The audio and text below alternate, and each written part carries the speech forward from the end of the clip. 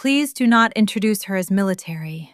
She is just a glorified dog trainer, and it is honestly embarrassing. I heard my husband's adult daughter whisper that to her cousins through the cracked patio door, completely erasing the reality of what my canine partner and I had actually survived overseas. To understand why I did not raise my voice right then, and how we ended up standing in dead silence at a Pentagon award ceremony just 3 weeks later, I have to take you back. My name is Maya. I am 32 years old, and for the last 10 years, I have worn the uniform of the United States Army. I am a military working dog handler, and my partner is a 75-pound Belgian Malinois named Zeus. To a civilian, Zeus looks like a fiercely loyal pet. To the soldiers we deploy with, he is a lifesaver, a shield, and a silent guardian who has cleared more miles of hostile dirt roads than most people ever see in a lifetime. We specialize in explosive detection. When Zeus is on duty, he does not care about the heat, the exhaustion, or the danger. He simply seeks the odor he was trained to find, completely oblivious to the fact that his nose is the only thing keeping an entire platoon from a catastrophic end. We do not do parlor tricks, and we do not run agility courses for blue ribbons. We stand between innocent people and the things meant to destroy them. If you have ever had your hardest days erased by someone who has never faced a single one, you know the weight of that silence. If you believe true respect is earned in the dirt rather than bought in a boutique, you might want to stick around for this story. When I married my husband Arthur 3 years ago, I knew our backgrounds were fundamentally different. Arthur is 55. He is a retired civilian architect who spent his career building beautiful corporate campuses in Alexandria, Virginia. He is a kind, grounded man who loves me fiercely and treats Zeus with absolute reverence. I met him while I was stationed at Fort Belvoir, and his quiet stability was exactly what I needed after years of high-stakes deployments. But marrying Arthur meant inheriting the social ecosystem of his first marriage. That meant navigating his 25-year-old daughter, Lauren. Lauren was only 7 years younger than me, which created an immediate friction. She had grown up in a bubble of immense privilege. Arthur had paid $90,000 in tuition for her to attend a private university in Boston, and she had stepped straight into a junior executive role at a boutique public relations firm. Her entire world revolved around aesthetics, networking brunches, and prestigious zip codes. She spent thousands of dollars on weekend trips and designer handbags, blissfully unaware of what it actually took to keep her comfortable world spinning. To Lauren, I was an absolute social liability. She did not see a non-commissioned officer. She saw a woman who wore cargo pants instead of designer dresses, drove a battered 10-year-old truck instead of a leased luxury sedan, and smelled like canvas webbing and dog treats. Lauren hated my service. Not because she had any philosophical objection to the military, but because she simply viewed it as low class. She assumed people only enlisted because they lacked the intelligence or the social connections to get a real corporate job. Because my specialty involved a canine, she sanitized my career to fit her narrative. She told her affluent friends that I was a dog walker. Sometimes she called me a pet obedience coach. Whenever she had company over, she asked me to keep Zeus in his crate, terrified that my highly trained explosive detection dog would ruin the ambiance of her evening. I never argued with her. In my profession, you learn very early that reaction is the enemy of control. You do not correct an anxious dog by screaming, and you do not defeat an arrogant person by stepping into their chaos. Slow is smooth, smooth is fast. You gather the data, you assess the environment, and you hold your ground. Sometimes you have to draw a line in the sand. Sometimes you just have to let a person talk until they trap themselves in their own ignorance. The breaking point arrived on a sweltering Saturday in late July. Arthur was hosting a massive summer family reunion at our home. The backyard was filled with his extended relatives, a loud, wealthy flock of corporate lawyers and financial analysts who had driven down from Maryland and up from Richmond. The air smelled of expensive smoked brisket and citronella candles.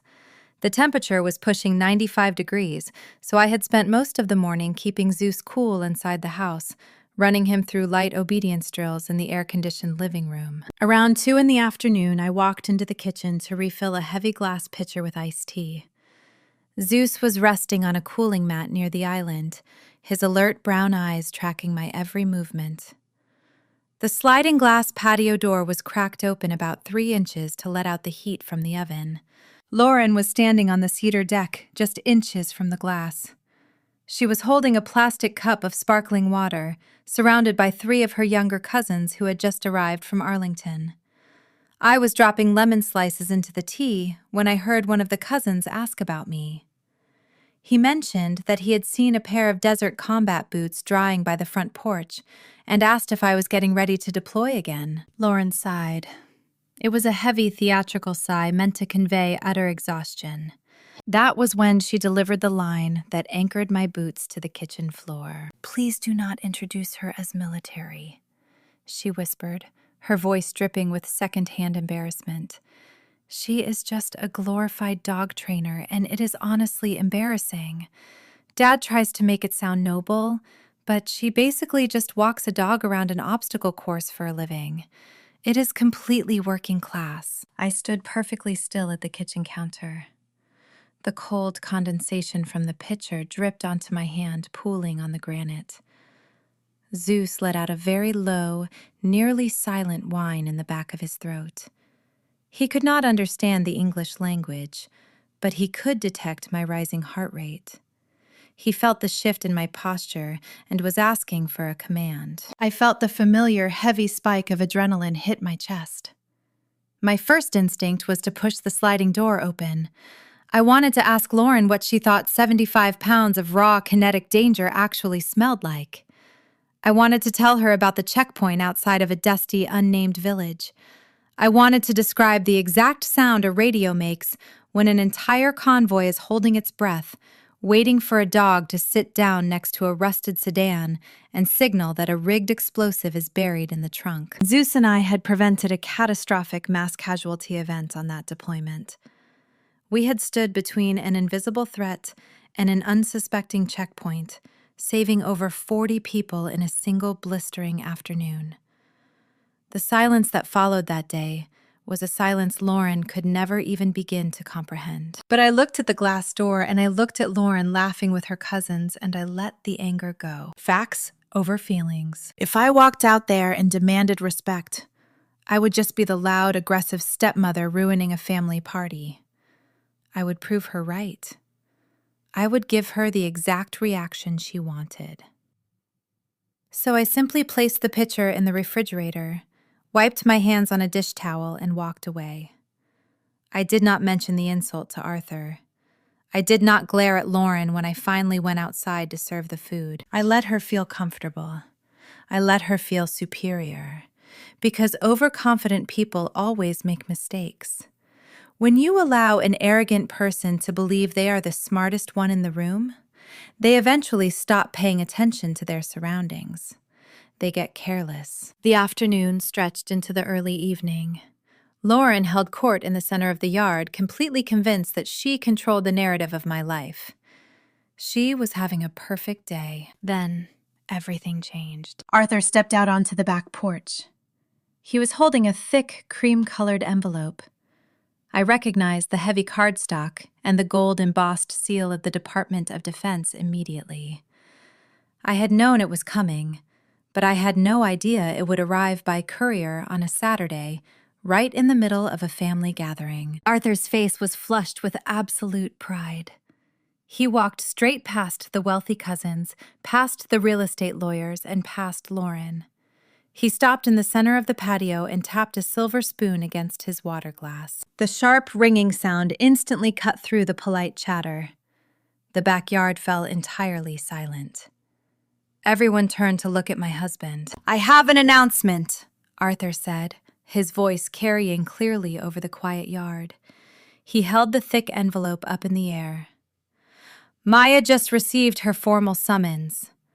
Next month, we are traveling to Washington District of Columbia. A ripple of confusion washed over the patio. Lauren frowned, lowering her cup of sparkling water. Arthur looked directly at me, his eyes shining. Maya and Zeus are being officially recognized by the Pentagon for their last deployment. The military is hosting a full award ceremony, and the invitation is for our immediate family. For 3 long seconds, nobody breathed. The cousins blinked, trying to process the word Pentagon. Lauren's relaxed, arrogant posture shattered in an instant. Her face contorted into a mask of pure, unadulterated disgust. Her carefully constructed lie was colliding with a reality she could not control, and she panicked. "Are you joking?" Lauren snapped, her voice shrill and entirely too loud for the quiet evening. She slammed her plastic cup down on the iron patio table. "Dad, we are not actually flying to the Capitol for some fake dog show, are we?" The silence on the cedar deck became absolute.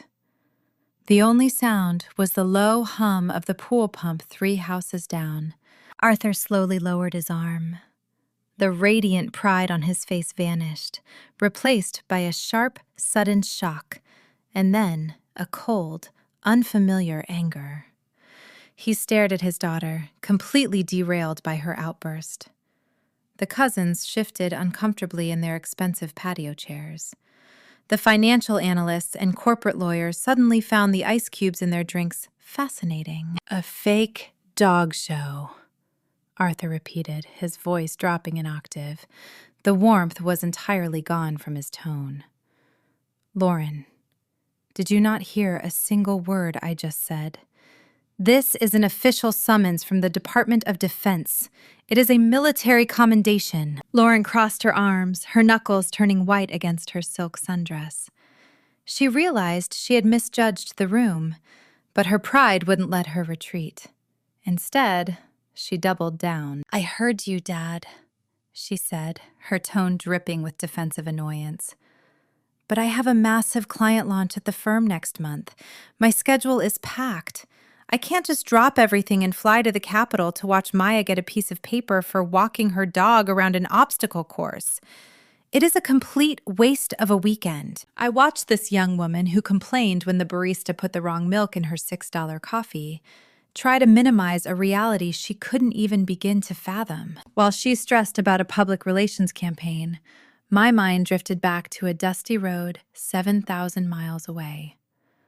I remembered the exact temperature of the air that day, 115 degrees in the shade. The heat felt like a physical weight pressing against my Kevlar vest. I remembered the grit in my teeth, the smell of diesel exhaust, and the heavy, rhythmic panting of Zeus at my left side. We had been stationed at a forward checkpoint, a choke point, meant to screen vehicles before they entered a highly populated civilian and military zone. It was hours of brutal, mind-numbing repetition. You check a car, you clear it, you wave it through, over and over. But a handler can never relax. You watch your dog for the slightest change in behavior, a stiffened tail, a sudden snap of the head, a deep pull of air through the nose. Lauren thought my job was a walk in the park. She didn't know about the rusted blue sedan that rolled up to our checkpoint that afternoon. She didn't know how Zeus had suddenly stopped dead, his body locking into rigid attention before he sat squarely by the rear bumper, giving me his final alert. She didn't know about the sheer terror of that silent signal, knowing that one wrong move, one radio transmission on the wrong frequency, or one sudden panic from the driver could instantly end the lives of 40 people standing in the immediate blast radius. She knew nothing. And because she knew nothing, she was terrified of what that envelope represented. Arthur took a step toward her, his face flushing dark red. He was about to yell. I could see the protective fury rising in his chest, and I knew that if he shouted at her in front of the extended family, Lauren would forever play the victim.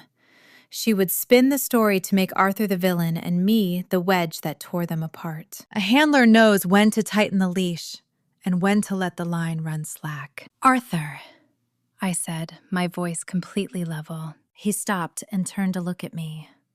The entire yard pivoted with him.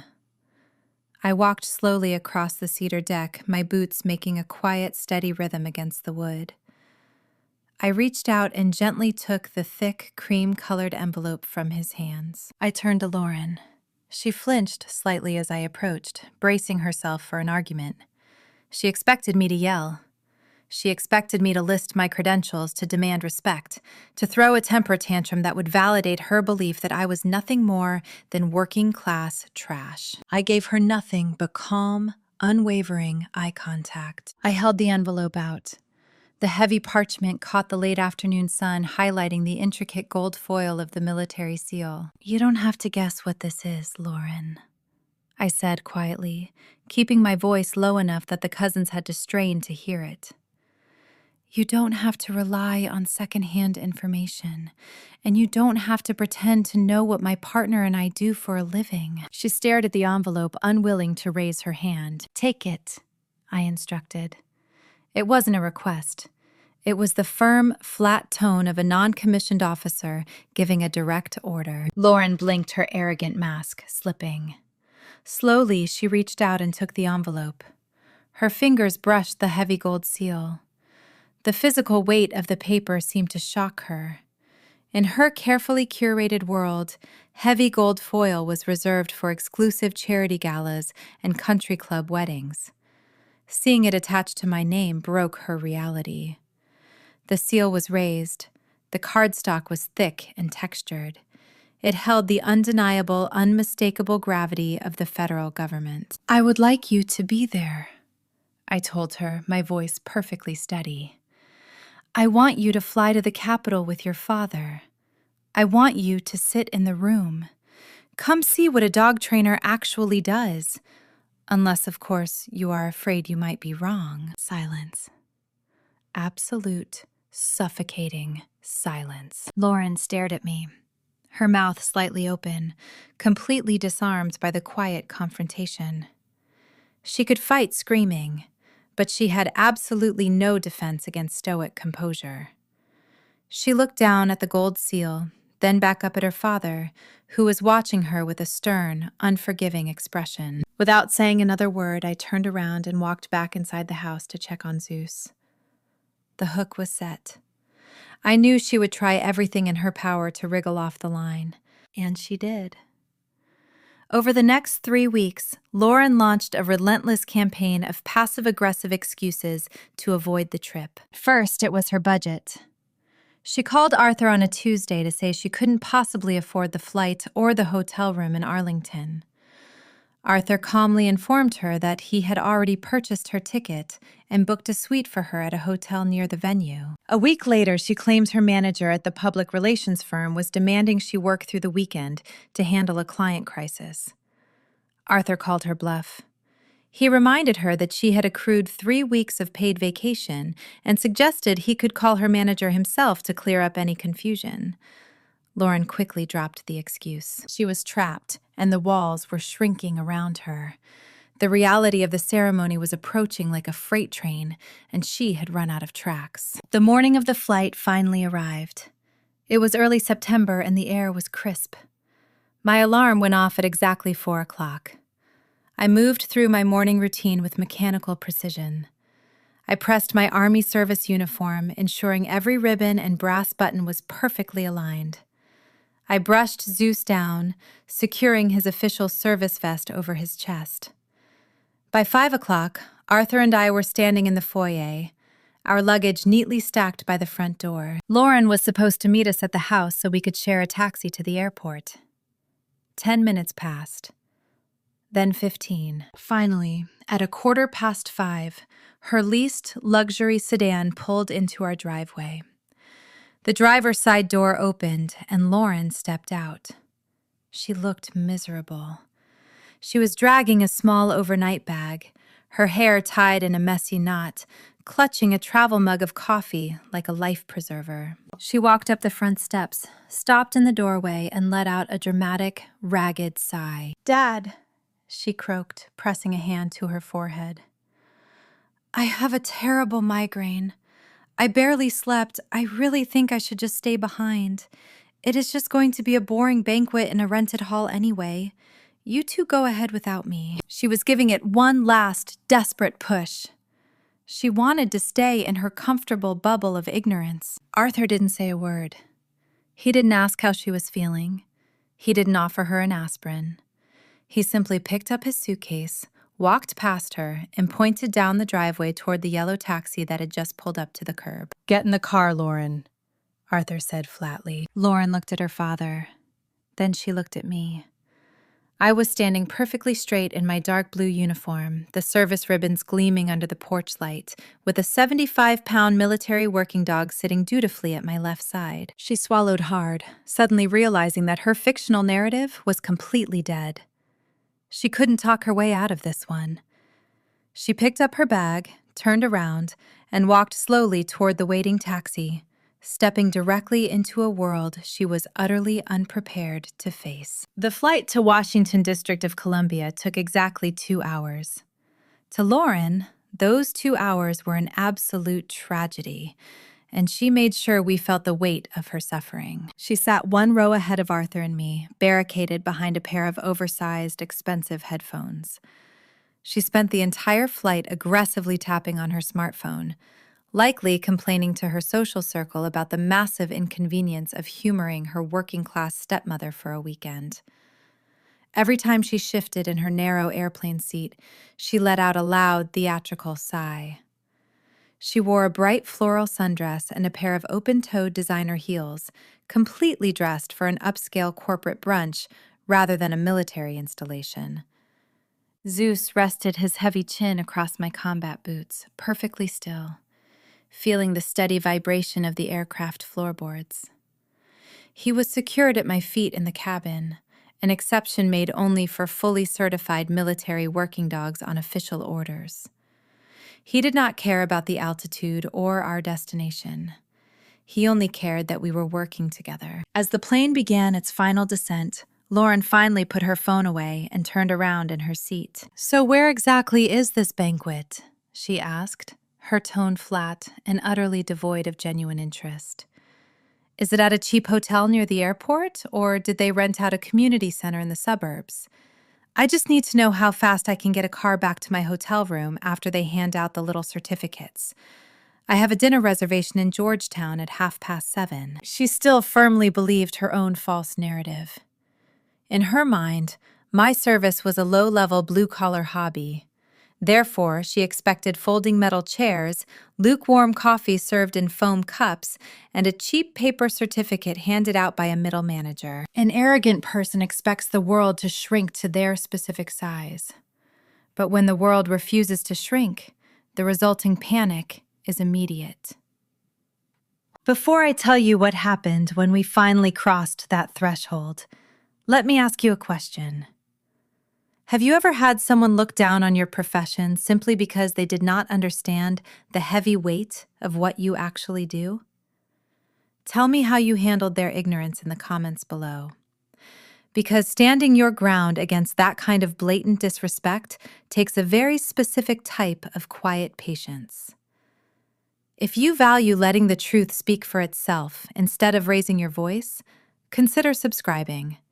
It helps stories like this find the people who need to hear them. We landed at Ronald Reagan Washington National Airport, collected our luggage, and stepped out into the crisp September air.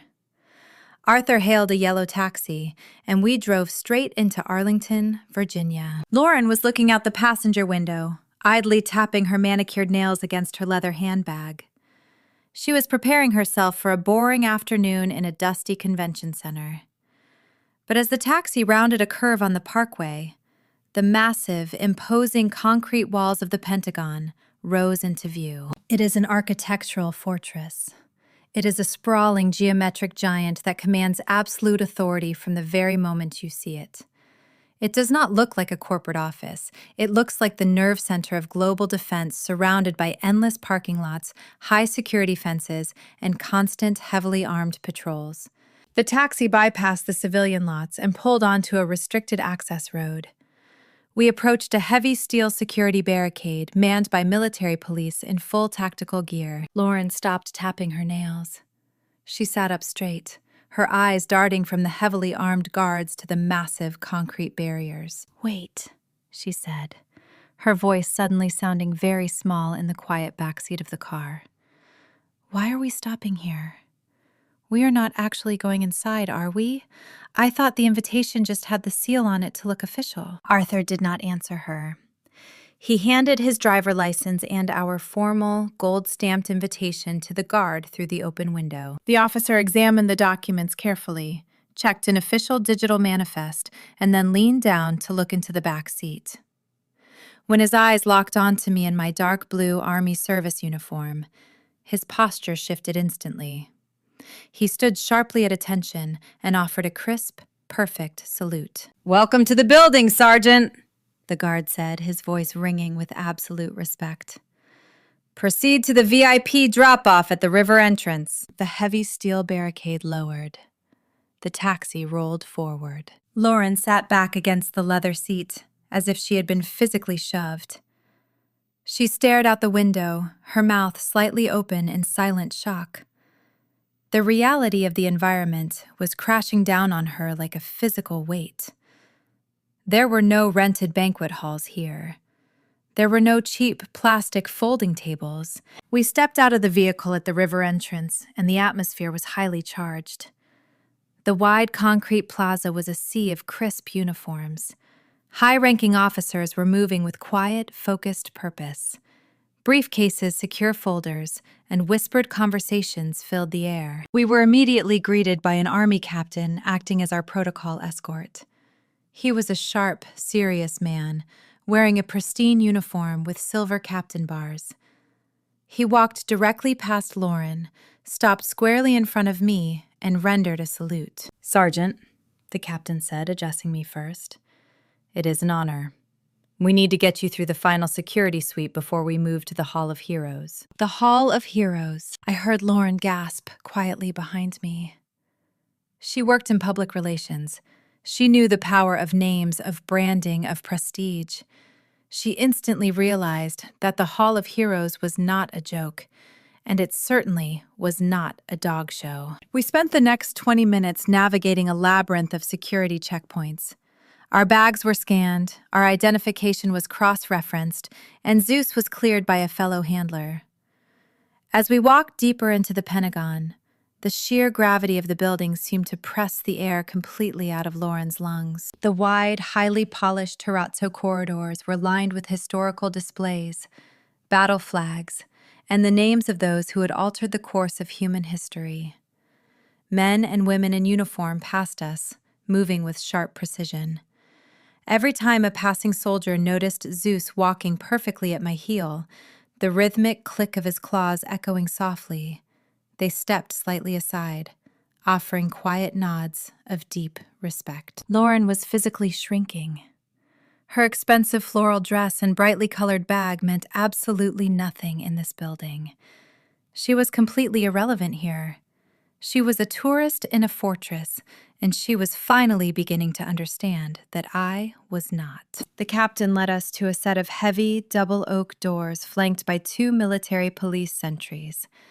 The doors opened, and we stepped into a massive, grand room illuminated by soft overhead lighting. The walls were lined with the names of Medal of Honor recipients. The front of the room was dominated by a large wooden podium flanked by a massive American flag and the flag of the United States Army. The room was already filling with attendees. I saw the glint of stars on collars. I saw combat veterans, senior defense officials, and rows of civilian journalists with heavy camera equipment setting up along the side walls. "Sergeant," the escort captain said, turning to me with a respectful nod, "we have reserved seating for your party." He guided us straight down the center aisle, walking us past rows of murmuring officials. Lauren trailed closely behind her father, her eyes wide, terrified of making a wrong move. The captain bypassed the back rows. He bypassed the middle section. He walked until there were no more rows left. He stopped at the very front row, right next to the podium. "Mr. Arthur, Miss Lauren, you will sit here," the captain directed, pointing to two plush velvet seats bearing their typed names on heavy cardstock. He then pointed to a single chair set slightly apart, closer to the stage. "Sergeant, you and your partner will sit there, directly behind the Joint Chiefs." Lauren froze. She looked at the small white card resting on the chair in front of her. It clearly read her name.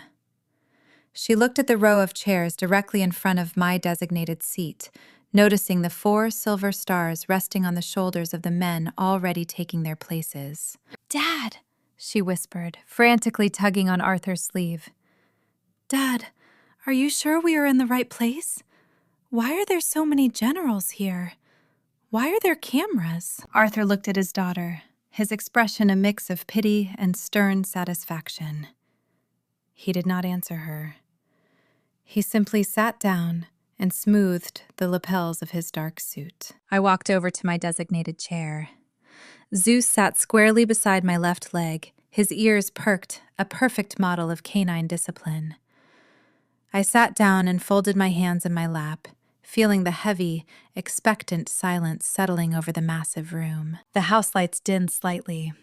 A sharp, commanding voice rang out from the back of the hall. "Ladies and gentlemen, please rise." Every single person in the massive room stood up in perfect, deafening unison. Lauren scrambled to her feet a second late, her face pale, completely overwhelmed by the synchronized movement. The heavy oak doors at the back of the auditorium shut with a definitive thud.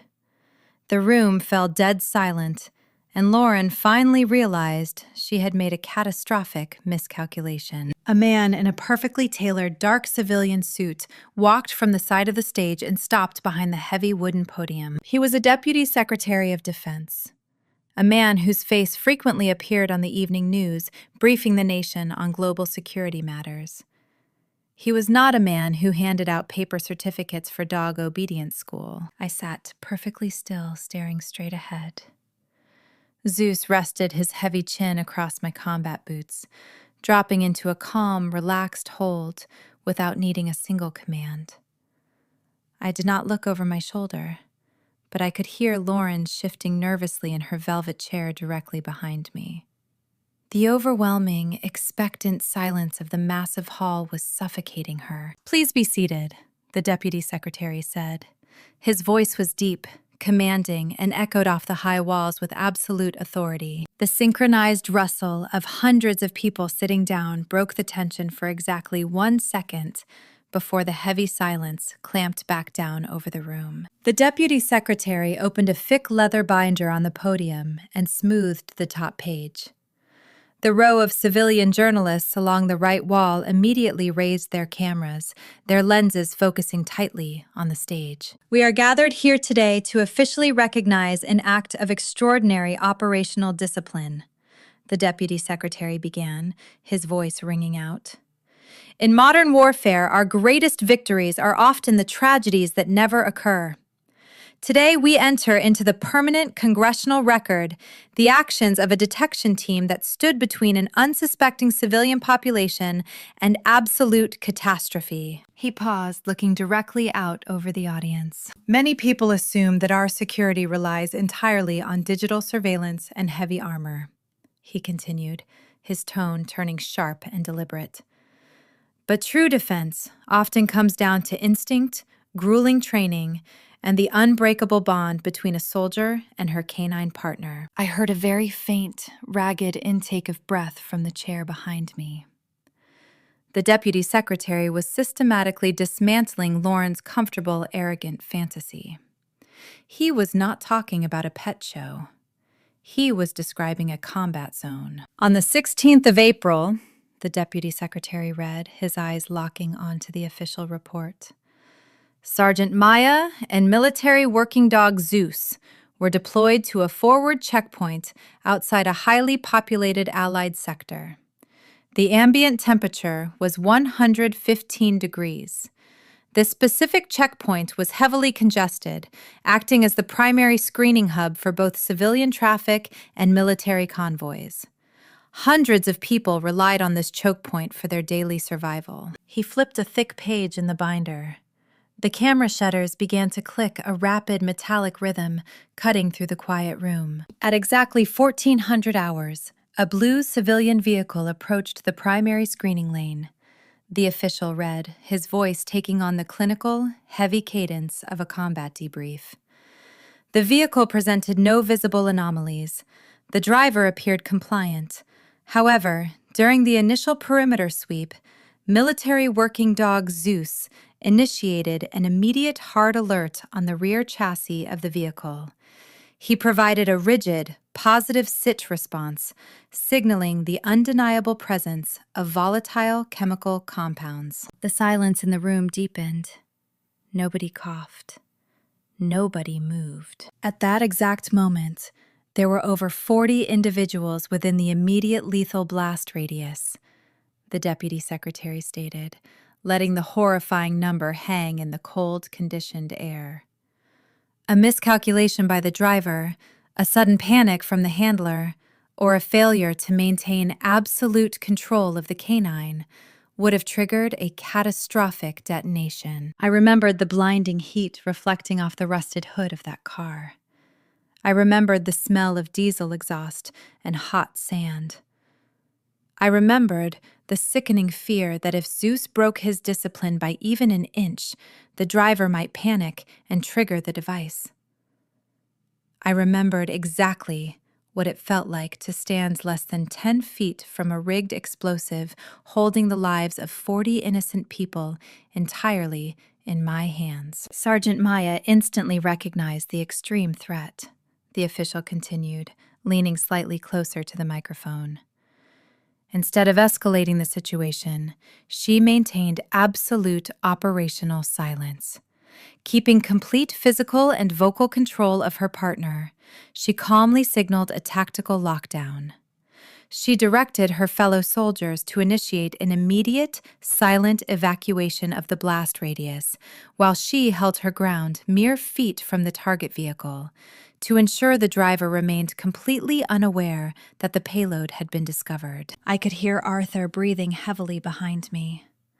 I could picture his hands gripping the armrests of his chair, fully realizing for the first time just how close he had come to receiving a very different kind of visit from a military officer. Sergeant Maya held that perimeter until the explosive ordnance disposal team arrived to secure the vehicle. The deputy secretary read, his voice booming through the auditorium. They discovered a massive, sophisticated device wired directly into the trunk assembly, designed to cause maximum mass casualties. Had that vehicle crossed the final gate, the loss of life would have been devastating. He closed the heavy leather binder with a definitive, solid snap. Because a single handler trusted her training, and because a single canine refused to quit in extreme conditions, 40 people went home to their families that night, the deputy secretary concluded. They did not flinch. They simply held the line. Sergeant Maya, please step forward with your partner. I stood up.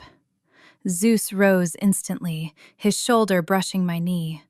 His eyes locked on my left hand for direction. I gave him a nearly invisible tap, and we walked perfectly in step toward the center of the stage. We stopped squarely beneath the massive American flag. I snapped a sharp salute. The deputy secretary stepped out from behind the podium, returning the salute with crisp precision. An aide walked forward, carrying a dark velvet box. The official extracted a heavy brass commendation medal attached to a dark green ribbon and pinned it firmly above my service ribbons. He then reached back into the box, pulled out a smaller, matching citation, and carefully clipped it directly onto the canvas webbing of Zeus's official service vest. "Outstanding work, Sergeant," the deputy secretary said quietly, looking down at my partner with deep respect. "Thank you, sir," I replied. The deputy secretary stepped back. The instant he moved, the entire room erupted. The sound was absolutely deafening. 4-star generals, combat veterans, civilian journalists, and protocol officers rose to their feet in perfect unison, clapping furiously. It was a rolling, thunderous wave of genuine, overwhelming respect that physically vibrated against the high walls of the Hall of Heroes. The camera flashes fired in rapid, blinding bursts, capturing the heavy brass metal resting against my dark blue uniform. I executed a sharp about-face, turning to look at the audience. My eyes immediately found Lauren. She was standing up next to Arthur, but she looked completely hollowed out. The blood had entirely drained from her face. Her shoulders were hunched forward, her arms pressed tight against her sides. She was clapping slowly, mechanically, completely dwarfed by the massive standing ovation surrounding her.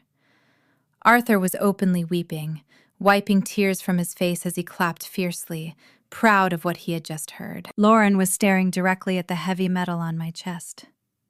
She was forced to look at the generals clapping in the row in front of her. She was standing in the very heart of the Pentagon, realizing exactly how small and completely ignorant her carefully curated reality actually was. The woman she had called a glorified dog trainer had just been credited with saving 40 lives by a senior defense official on the permanent congressional record. She had nowhere to hide, nowhere to run, and nowhere to put the cruel, arrogant lies she had whispered on that cedar patio just 3 weeks ago. Her false narrative had been publicly and permanently vaporized. The heavy applause continued to echo through the grand hall. The deputy secretary turned and walked off the stage, but he did not walk back to his seat. He walked directly down the center aisle, moving straight toward the front row, his eyes locked entirely on the empty space right next to where Lauren was standing. The deputy secretary did not slow his pace. He walked directly toward the front row, his dark suit crisp and imposing, completely ignoring the rows of murmuring officials parting like water to let him through. Lauren visibly flinched. Her eyes widened in raw panic, and she took a tiny step backward, bumping her knees against her velvet chair. She thought the official was coming to scold her, to somehow expose her arrogance in front of the entire assembly. But the official was not looking at Lauren. He stepped past her terrified, frozen frame to stand directly in front of Arthur. The deputy secretary extended his hand. Arthur, quickly wiping his eyes, reached out and firmly grasped it. "Mr. Arthur," the deputy secretary said, his deep voice cutting easily through the fading applause. "You have every right to be exceptionally proud. Your wife is a remarkable soldier. We rely on people exactly like her to hold the foundation of this military together. Thank you for supporting her service. The hardest job often belongs to the family holding the line at home." "The honor is entirely mine, sir," Arthur replied, his voice thick with emotion. The official offered a brief, respectful nod, then turned his gaze slightly to the left. He looked directly at Lauren. Lauren froze. She was clutching her expensive leather handbag against her chest like a protective shield, her posture rigid and terrified. "And you must be her stepdaughter," the deputy secretary said warmly, extending his hand toward her. Lauren reached out mechanically, her hand trembling slightly as she took his. "It is an honor," the deputy secretary told her, his tone perfectly polite and completely unaware of the absolute destruction his words were causing to her ego. "Sergeant Maya has immense support from her blended family back home.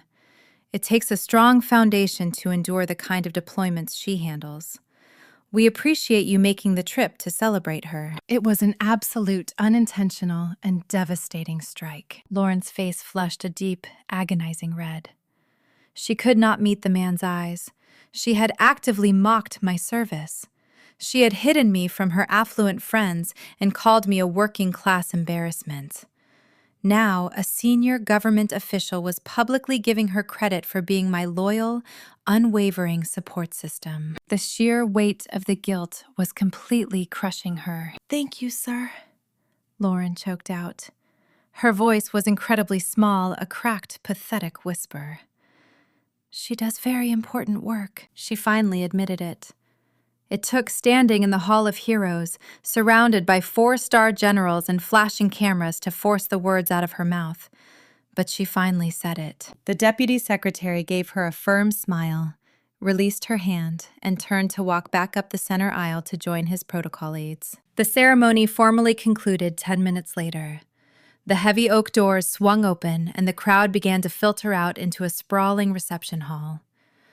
I gave Zeus his release command, allowing him to break his strict heel and accept some gentle affection from a few approaching handlers. A moment later, I stepped down from the stage. Arthur met me at the bottom. He did not say a single word. He simply pulled me into a fierce, tight embrace, his hands gripping my shoulders. He then knelt down and gently cupped the face of my canine partner, whispering a quiet thank you to the dog who had brought me home safely. I looked up over Arthur's shoulder. Lauren was standing about 10 feet away, hovering near a massive marble pillar. She looked entirely out of place in her bright floral dress, surrounded by a sea of dark uniforms and serious conversations. The cruel, dismissive energy that had radiated from her on the back patio just 3 weeks ago was entirely gone, replaced by crushing humiliation. I knew exactly what she was expecting. She expected me to walk over and demand an apology. She expected me to ask her how my working-class dog-walking hobby looked now. She assumed I was going to use this moment of absolute, undeniable victory to crush her, because that is exactly what she would have done to me if our positions were reversed. I adjusted the heavy brass metal on my uniform and walked slowly toward her.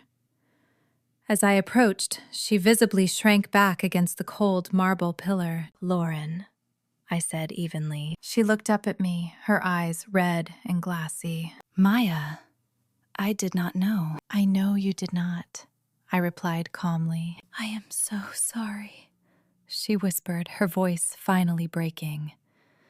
The apology was genuine, born from the total collapse of her own ignorance. "I had no idea what you actually do. I was so embarrassed by the things I said." I looked at this young woman standing in the heart of a military fortress, completely stripped of her social armor. I could have completely destroyed her right then. I had the complete moral high ground, the backing of a room full of generals, and the total support of her father. I could have leveled her. But true authority requires no gloating. You do not correct an anxious dog by screaming, and you do not prove your strength by crushing someone who has already admitted defeat. When you know exactly what you are capable of, you do not need to rub it in someone else's face. I reached out and lightly placed a hand on her arm. "It is handled, Lauren," I told her, my tone quiet and firm. "We are not going to talk about the patio ever again. Today is a good day. My handler unit is gathering by the east wall, and I would really like to introduce you to the team if you want to come." She stared at me, completely stunned by the grace I was offering her. She let out a long, ragged breath, the tension leaving her shoulders in a sudden rush. She nodded slowly, her eyes filling with a new, quiet kind of respect. "I would like that," she whispered. We walked into the reception hall together. Over the next hour, Lauren stood quietly by my side, listening respectfully as my fellow soldiers swapped understated stories about their deployments. She did not check her smartphone.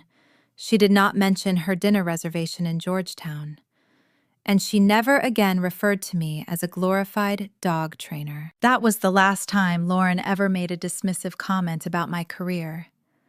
When we returned to Virginia, the dynamic shifted permanently. She did not magically become my best friend, but the blatant disrespect vanished entirely. When she visited our house for holidays, she no longer asked me to lock Zeus in a crate. Instead, she treated him with a quiet, careful reverence, fully understanding that the animal sleeping on the living room rug was a hero who had seen more action than most people could ever comprehend. Sometimes the loudest way to prove an arrogant person wrong is to simply let them watch you work. When someone tries to erase your history, the worst thing you can do is scream into the void trying to convince them of your worth. You cannot argue an ignorant person into respecting you. Instead, you gather your facts. You hold your ground.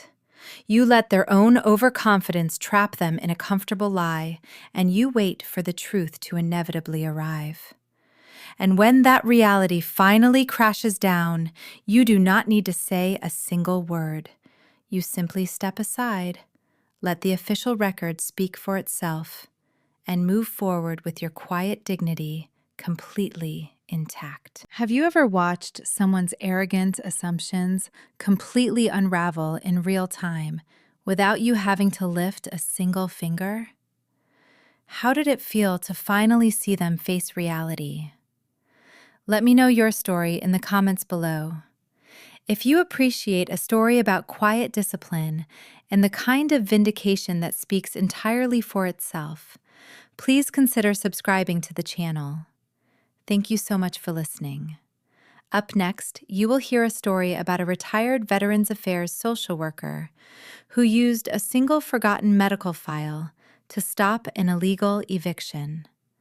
Until then, stay strong, stay quiet, and let your actions deliver the final word.